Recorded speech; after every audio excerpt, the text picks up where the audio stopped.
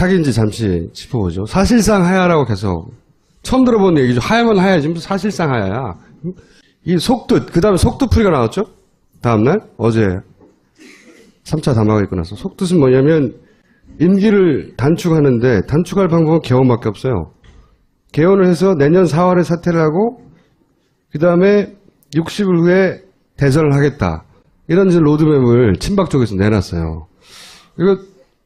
요것만 보면 그럼 이렇게 되려나? 이런 착각을 불러일으킨단 말이죠. 근데 속내가 뭐냐 진짜.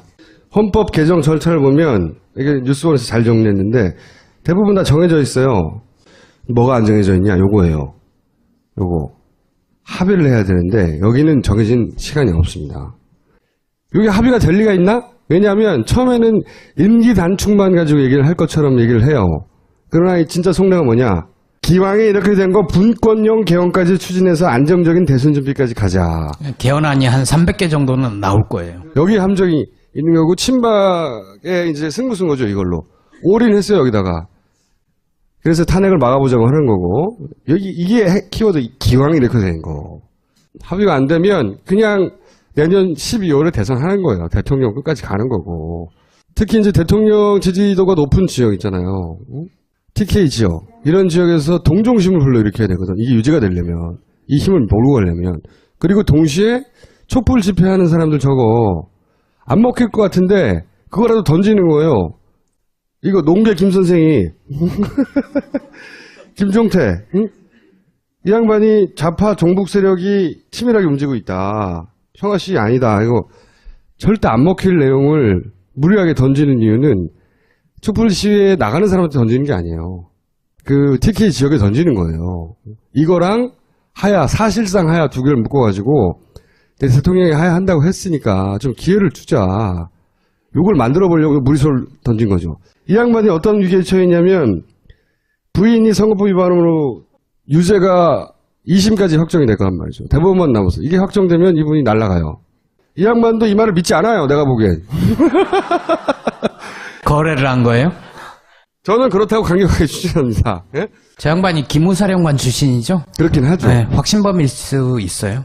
여기에 대해서 민주당이 내놓은 게 이거예요. 아주 요새 민주당의 트위터 담당자가 누군지 모르겠는데 아주 잘하고 있어요. 트위터 담당자가 대표를 맨날 욕먹는데 글씨도 아주 힘이 있네요. 네. 다른 말은 하지 않겠습니다. 트윗. 여기다 그림 하나 올렸거든요. 아주 임팩트 있어요. 잘하고 있어요. 박영수 특별검사 이분을 저희가 매일매일 주목해야 돼요. 매일매일 주목해야 되는 이유가 뭐냐면 저는 박지원 원내대표가 이게 정말 화려한 양반이거든요.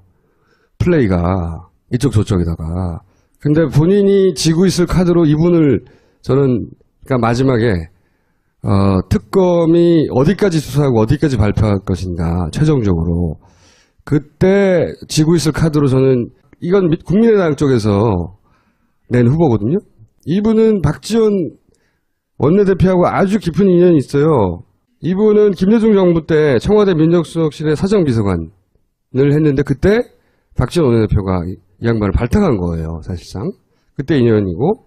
근데 우려하는 거는 이제 이 양반이 우병우 라인이라고 하는 그 최윤수 국정원 2차장하고 우병우하고 절친인데 양아버지라고 부를 만큼 가깝다. 그래서 우병우 라인하고 가깝지 않냐 이 얘기도 있고. 우리 황 총리하고도 아주 가까워요. 황 총리하고. 황 총리 국회 인사청문회 때 참고인으로 나왔어요. 변호해 주로. 아주 소신이 뚜렷하다. 신망이 두텁다. 언행이 무겁다. 누구나 일을 맡기고 싶었던 사람이다. 의전에 강하다. 네, 의전에 강하다. 이런 얘기를 지금 특검이 황 총리에 대해서 얘기를 했어요. 지원 사격하러 나왔는데 인연이 어디였냐면 본인이 부산 동부지청장 재직 시에 아주 가까운 사이다. 가까운 분입니다. 이분 자체가 예를 들어 실력이 없다 이게 아니라 가깝다 이거지. 응? 가깝다 이거지. 그래서 저는 이분을 지금 검찰이 이렇게까지 수사에 적극적으로 된 건 사실은 여당이나 야당의 힘이 아니에요. 탄핵도 무서우니까 가는 거 아니에요, 그렇게. 이러다 우리 다 죽는 거 아닌가? 검찰도 마찬가지예요. 그러니까 이분도 특검을 매일 우리가 특별 검사해 줘야 돼요. 뭐 하고 있는지. 특검 뭐 하나.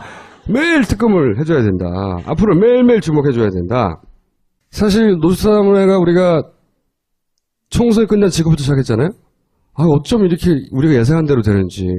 파파이스 보고 하나 봐야. 이렇게 얘기했어요, 제가. 국민의당 탄생은, 안철수 욕망과 야권 분열을 필요로 했던 여권 공작이 만난 마치 87년 상황과 유사하게, 그리고 그 직후에 3당 합당과 유사한 상황이다. 그때는 TK가 PK를 필요로 했고, 이번에는 호남을 땡기려고 하는 거다. 증거를 얘기해 볼게요, 제가 오랫동안 주목했던 사안인데, 안철수 대표가 갑자기 김병준, 지금은 이제 오리알이 되어 있지만, 김병준 지금 총리 내정자가 비대위원장이 돼야 한다고 갑자기 주장을 하기 시작했어요. 원래 국민의당 내부에서 호남 의원들은 다른 사람을 생각하고 있었단 말이죠. 그리고 나서는 물론 총리로 뺏겼죠. 뺏겼는데, 신난다고 갔죠, 이분이. 국민의당 비대위원장보다는 총리가 낫잖아. 신난다고 가버렸어요, 이분이. 갔는데, 뭐, 좋아하는 거 봐. 그리고 이제 천정배 의원이 나중에 이렇게 얘기했죠.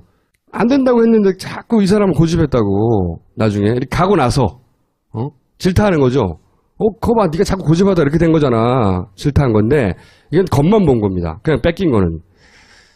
더 안을 들여다보면 최근에 나온, 이제 알았나 몰라, 김병준 내정자는 중립적인 인물이 아니라 2년 전에 이미 박근혜 싱크탱크라고 불리는 데가 있어요. 뭐더라? 오늘과 내일인가? 뭐 이상한 거 있어.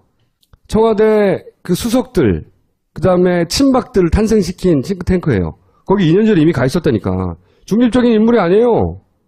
이미 박근혜 진영에 몸을 담은 사람이라고.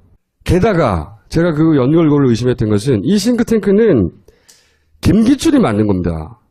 2007년에. 함승이 지금 강원랜드 사장이죠. 함승이 전 의원을 통해서 김기춘 비서실장이 만든 거라고, 이 포럼을.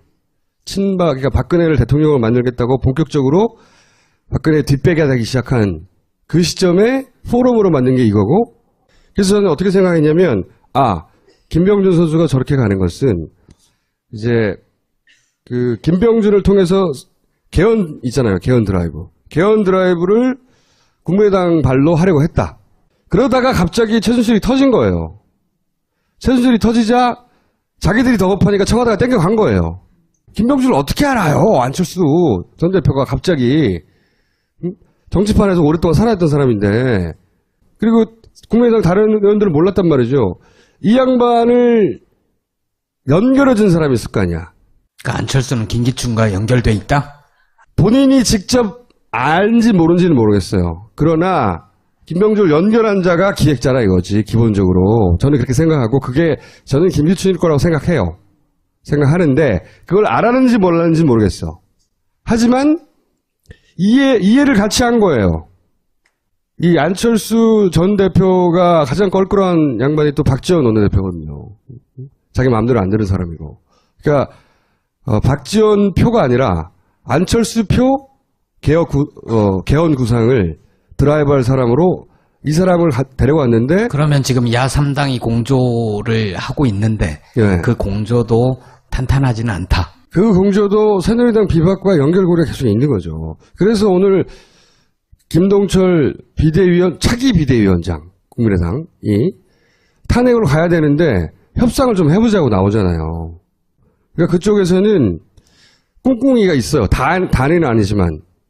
끊임없이, 그러니까 비박과 국민의당의 공통점은 뭐냐면 혼자서는 집권이 안 된다는 거야.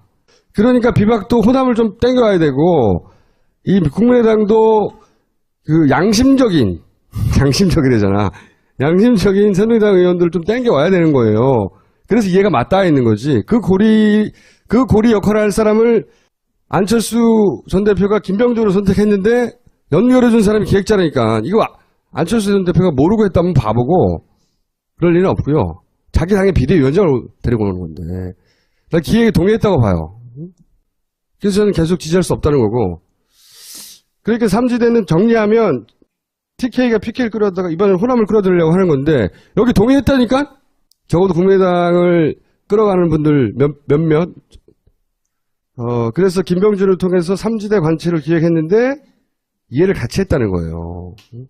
이렇게 되면 탈당도 사전 기획의 일환이라고 저는 생각합니다. 반기문 총장이 1월 1일 부인하고 이제 1월 중순으로 얘기했는데 1월 1일 들키니까 중순을 미룬 거지. 근데 반기문 표 6.29를 주의하라. 계속 얘기하지만 이런 시나리오도 가능합니다. 갑자기 6.29 선언하면서 막 하야를 끌어내고 가능한 시나리오. 그런데 실패했잖아요. 그러자 우리 박지원 원내대표가 탁 나옵니다. 우리를 돕는 김무성을 비판하지 말고. 필요하니까. 김무성도 안철수는 연대가 가능하다. 이런 얘기를 했죠. 이제 탄핵은 돌이킬 수 없는 이제 국면으로 돌입했다고 생각하고 지난주에 이 플레이를 시작한 거예요. 섣부른 판단이었지. 지금 김무성 입 다물고 있잖아. 어떻게 될지 몰라가지고 지금 눈치 보면서. 믿을 수가 없어 걔네들은. 어쨌든 2라운드에서는 안철수가 주도하려고 했던 그 개헌 드라이브를 이번에는 박지원이 내가 원하는 방향으로 끌고 가려고 했던 두 번째 시도가 있었죠.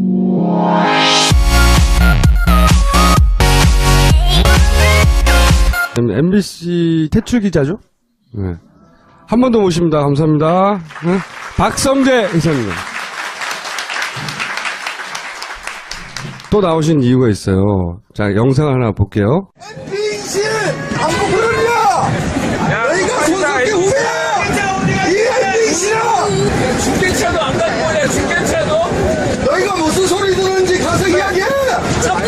보도본부장한테! 백만도들이 방송 못 내겠다고?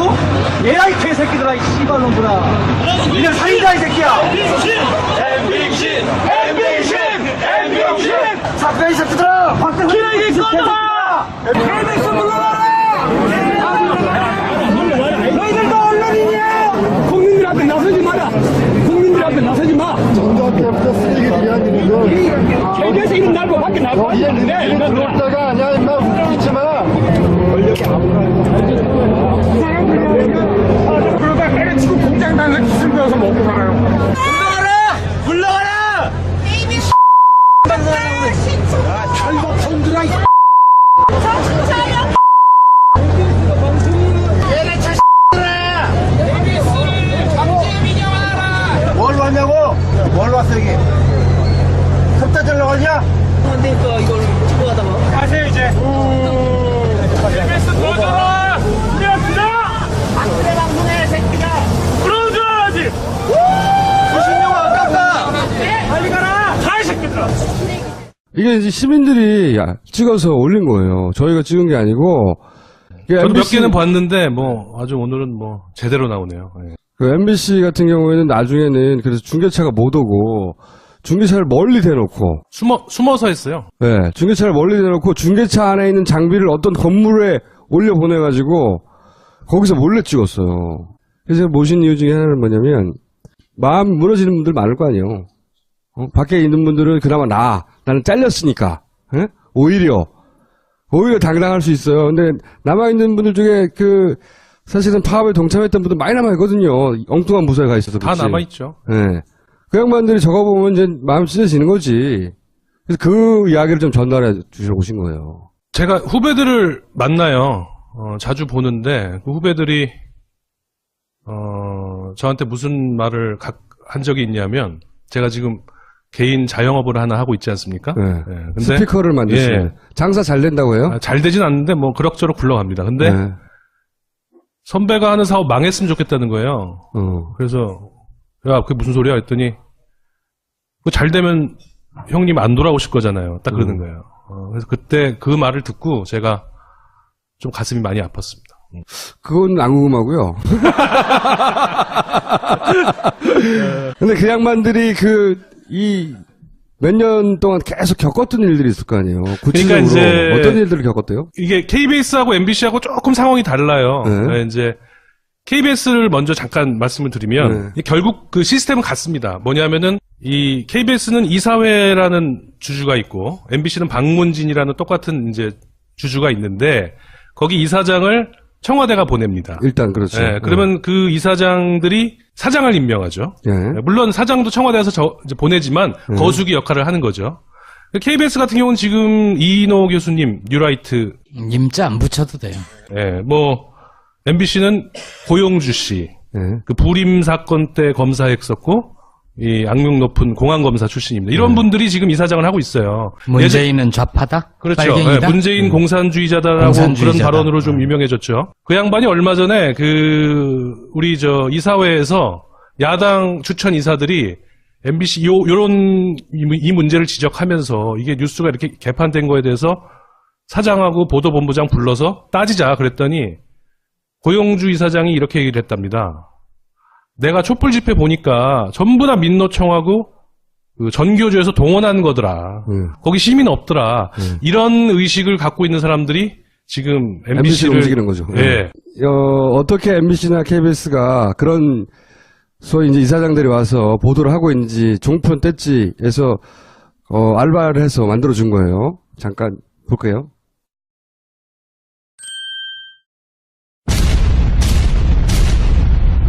경찰은 만일의 사건이 발생하고 있는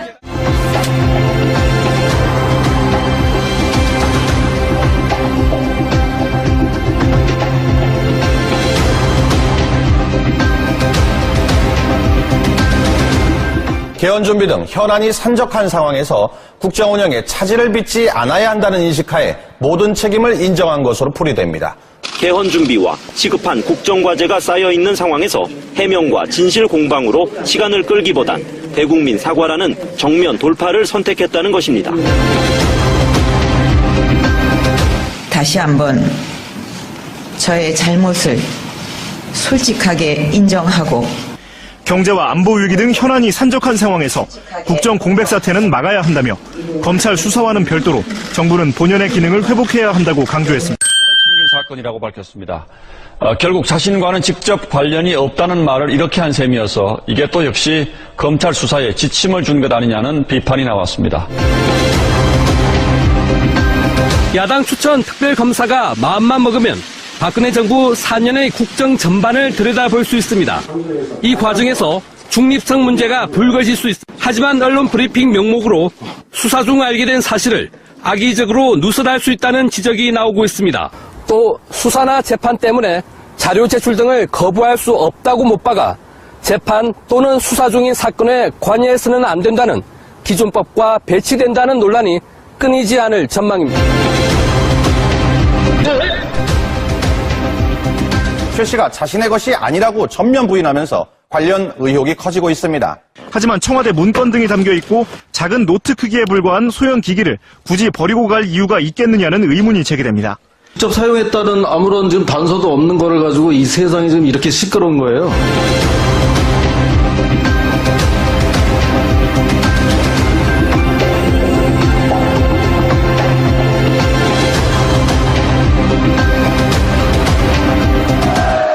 김경재 자유총연맹 회장은 어제 박사모가 서울역 광장에서 주최한 박근혜 대통령 하야 반대 집회에서 노무현 전 대통령이 삼성에서 8천억 원을 거뒀다고 주장했습니다. 8천억 원 거뒀는데 그때 중무원 당리 이해찬 총리요. 근데 그 펀드 그것을 관여한 사람이 이해찬이 이해진이라는 사람.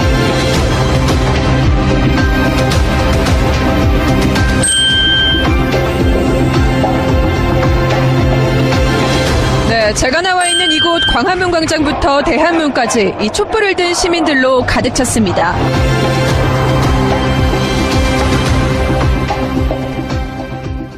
MBC가 이러고 있어요. 참담합니다.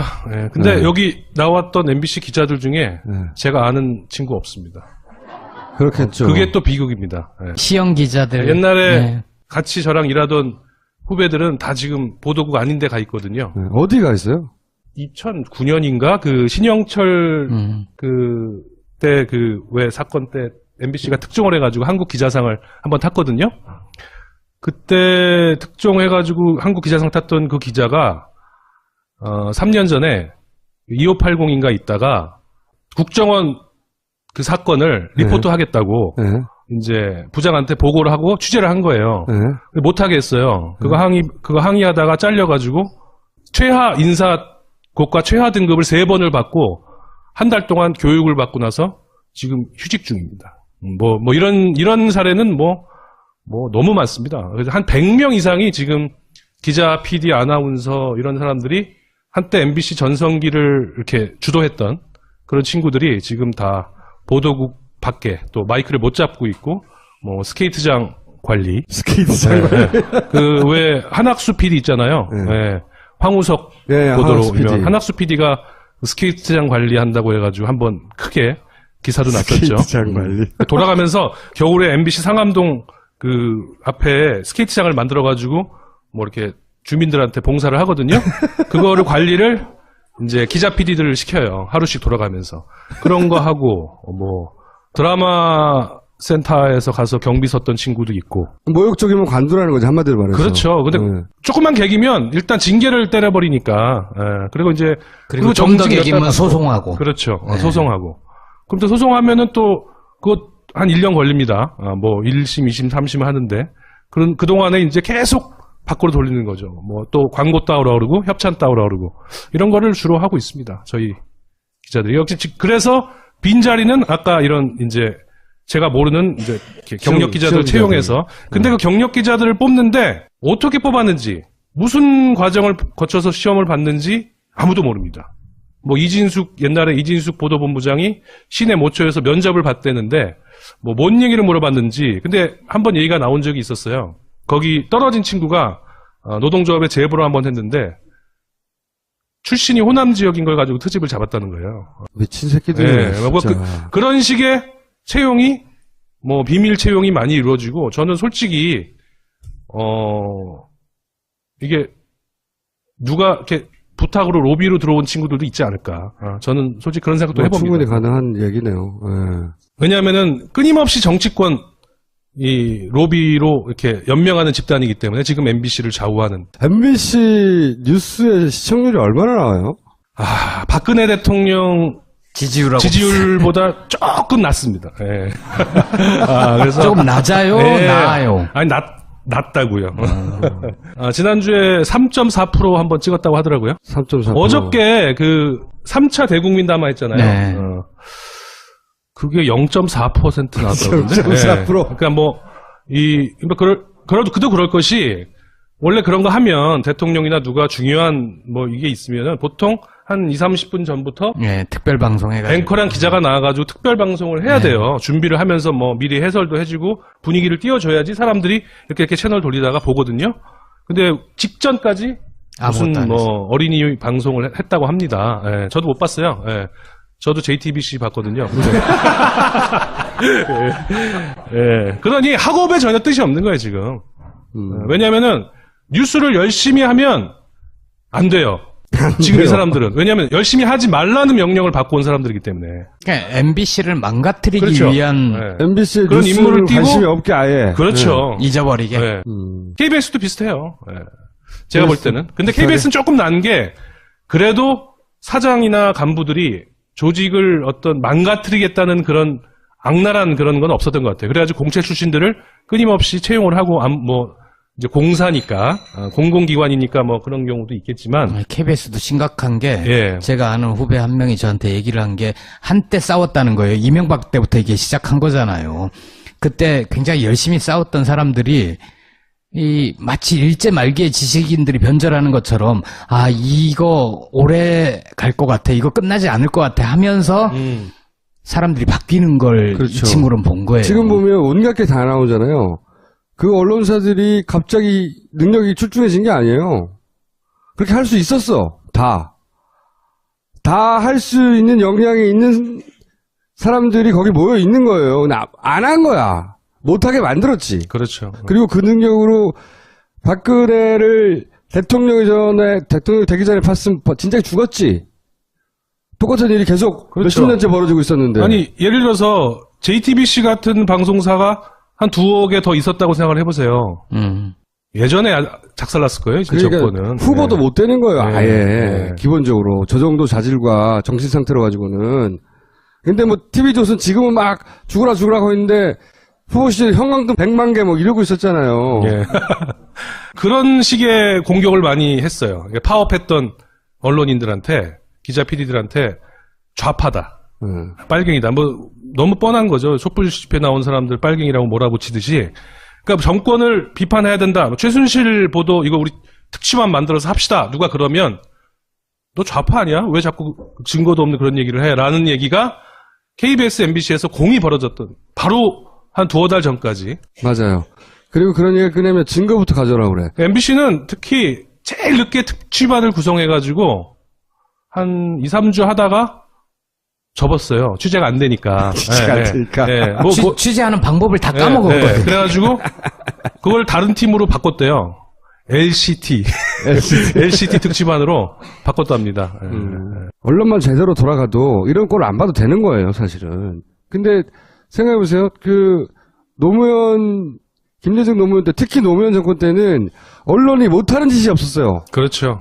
취재하지 못하는 영역이 없었고, 그리고 까지 못하는 게 없었고, 뭐 대통령도 아무도 안 무서워했으니까. 모든 게 노무현 탓이었으니까. 그러니까요. 그게 쉽잖아. 놀이도 되고. 근데 그 사이, 불과 7-8년 사이 어떻게 이렇게 얼마나 변했는지 보세요. 빨리 뒤엎어야 돼, 이거. 트라우마가 있었어요. 이명박, 박근혜 정권 전부 다 MBC, KBS에 대한 트라우마가 생긴 거예요. 그렇죠. MB 정권은 광우병 때. 그리고 또 KBS도 문창극 보도 한번 했잖아요. 그게 KBS가 특정한 거거든요. 네, 맞아요. 근데 그게 언제 벌어졌냐면, 길환영 사장이라고 세월호 때 잘린 사람이 있어요. 유족들이 왜 청와대 항의 방문하고 하는 그 와중에서 사장이 책임지고 잘렸는데, 그 사장을 새로 뽑는 사이에 사장이 공석이잖아요. 그때 그 보도가 나간 거예요.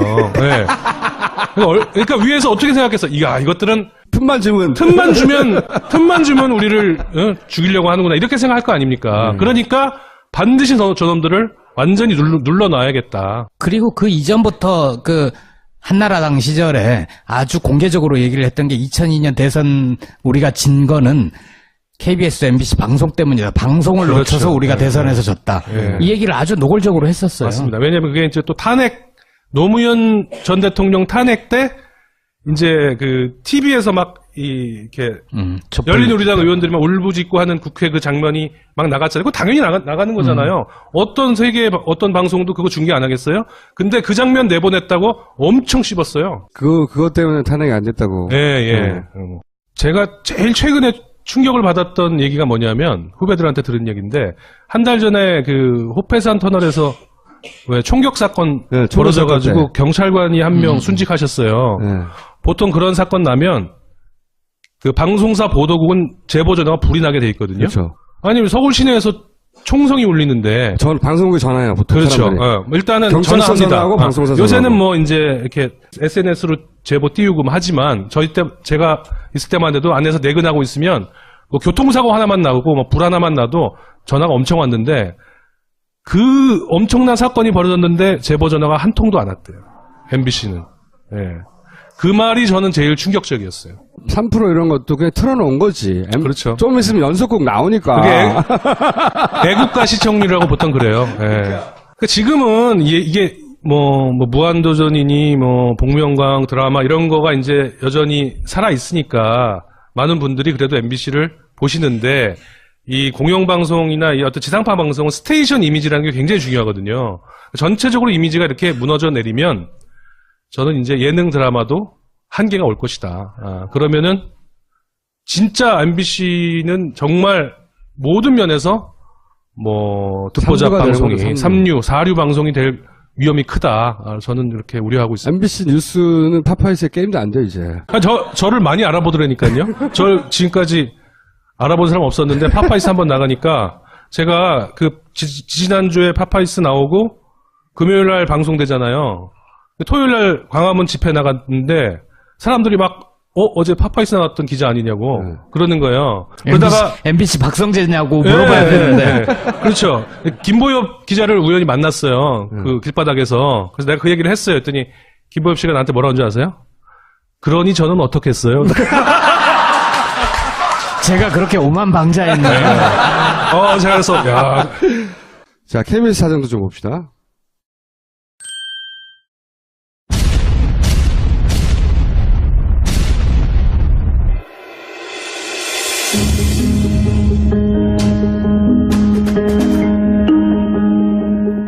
야당이 국감에서 문제를 제기한 것을 국민적 의혹이라고 간주하고 TF를 꾸리자고 하는 것은 동의하기 어렵습니다.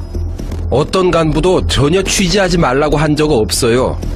그나마 공영방송이니까 드러난 것이라도 누락 없이 하자고 해서 최선을 다해서 보도한 겁니다. 최순실과 관련된 것은 전부 공방이고 의혹 수준에 불과합니다. 기자들이 취재를 통해 찾아내야 보도할 수 있습니다.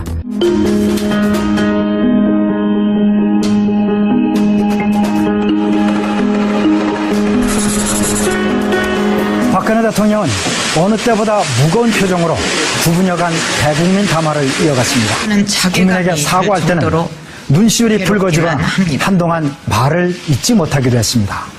연단에서 내려와 기자들에게도 걱정을 많이 끼쳐 미안하다며 이만 물러가겠다는 말을 남겼습니다. 박 대통령은 안보와 경제가 위기를 맞고 있다며 국정은 한시라도 중단돼선 안 된다고 호소했습니다.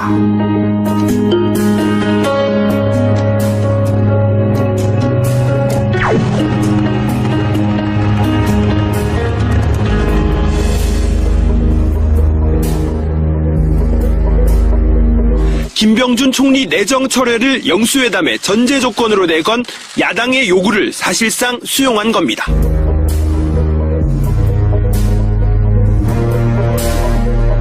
만나지 않겠다는 야당 대표들에게도 막판까지 회동을 거듭 요청하면서 국회로 달려갔는데요.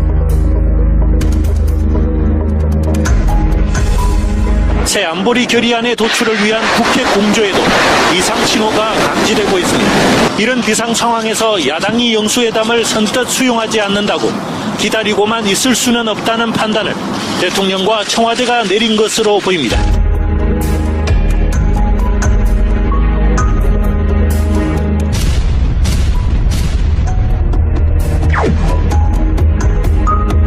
중국과 러시아의 반발이 대단히 거셉니다. 여기에 더욱 우려되는 것은 한미일과 북중러 간의 대립 구도가 실제화될 가능성입니다. 어떤 압력에도 안보 주권은 당당히 얘기해야 합니다. 최선의 설득 노력도 반드시 뒤따라야 할 것입니다.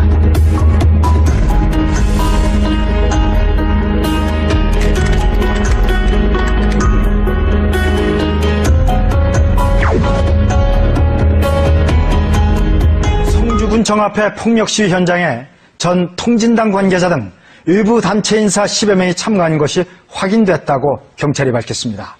경찰은 이들이 폭력 사태에 개입했는지 여부를 조사하고 있습니다.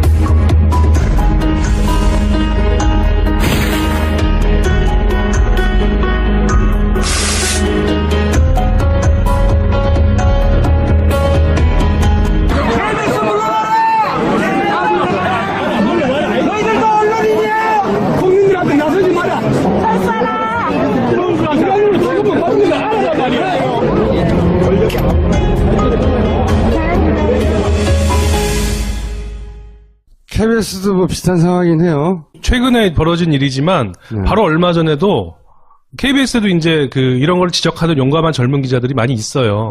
있는데 그 중에 정모 기자가 기자협회에다가 이런 KBS 뉴스의 문제점을 내가 볼 때 아주 부드럽게 썼는데 문제가 좀 있지 않은가 이렇게.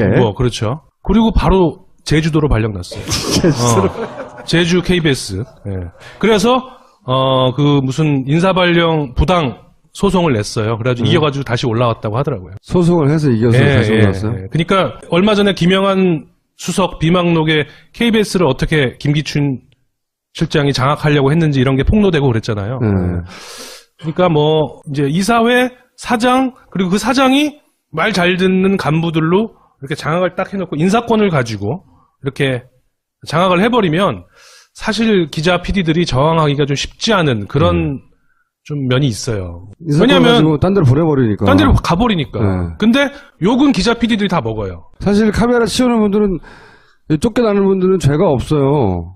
네? 그분들은 그냥 가서 카메라를 대고 그렇죠. 그 결정을 내린 간부들이 욕을 먹어야 되는데 걔네는 현장 안 나가거든. 그렇죠. 네. 오늘 안 보여줬지만 저는 현장에 나갔더니 YTN도 또 비슷하게 욕을 먹고 그래서 YTN 카메라 기자가 장문에 뭘 썼더라고요. 우리 예전에 어떻게 언론 YTN 독립을 진짜 잘할 위해서. 때 있었지. 돌발 영상 진짜 재밌었죠. 그렇죠. 노무현 정권 시절 돌발 영상 정말 히트였는데. 네, 맞습니다. 그 돌발 영상을 만들다가 해고된 기자가 노종면 씨 아닙니까? 요즘 중고등학생들은 방송은 원래 이런 건 줄 알 거 아니야. 그렇죠. 이런 거 보고 자랐으니까. JTBC가 신기할 거예요, 아마. 막 저런 거 막 보도해도 되냐? 그게 정상인데. 예전에는, 그렇죠, 정상이죠. 예전에는 MBC가 항상 그 정도 했거든요. 이렇게 술자리 같은 데서 이렇게 선배들이 그랬어요. 야, 너 기자가 뭐 하는 건 줄 알아? 그러면은, 뭐, 취재해가지고 보도하는 거 아닙니까? 했더니, 그렇다이 정신으로 하려면은, 뭐 기자 하지 마, 임마. 기자는 말이야, 센 놈하고 싸우는 거야. 그렇지. 뭐 이런 식의 이제 약간 뭐 이렇게 어깨에 힘 많이 들어가가지고, 뭐, 국민을 대변해야 돼! 그리고 너 앞으로 장관, 대통령 출입하더라도, 이렇게 뭐라고 말하면 떳떳하게 질문해. 예? 뭐 이렇게 교육을 받았거든요. 근데, 지금 어떻게 됐습니까? 질문을 안 받는 대통령 앞에서 안 받나 보다 그러고. 그래도 이번에 한 명이 손들고 질문했잖아요. 무슨 여기자였죠? 아니 손든 건 여기자였고 목소리는 남자 다른 남자 기자예요. 또 욕을 먹으니까 자기들. 그러니까 손든 사진이 그 다음 날 모든 조간 신문에 다 일면에 실렸더라. 얼마나 신기했으면. 그러니까 진짜 이렇게는 못 살겠어 더 이상. 정말 힘듭니다. 살기가. 피곤해 죽겠어요. 국민짓 하기도. 응? 자 마지막으로 한마디 하고 들어가 주세요 이제. 그래도 지금 이렇게 어떻게 해서든지 해보려고 노조랑 뭐 기자협회랑 PD협회 해서 막 사내에서 게시판도 글도 막 올리고 물러나라 1인 시위도 하고 뭐 아직 파업은 안 하고 있는데 뭐 많은 노력을 하고 있습니다. 이게 이제 어떻게 보면 몸부림 같은 거라고 볼 수 있어요. 그 몸부림이 무슨 몸부림이냐면은 국민들한테 돌아가고 싶다. 제가 계획이 지난번에 했잖아요. 저희 사냥개예요. 감식연. 원래는.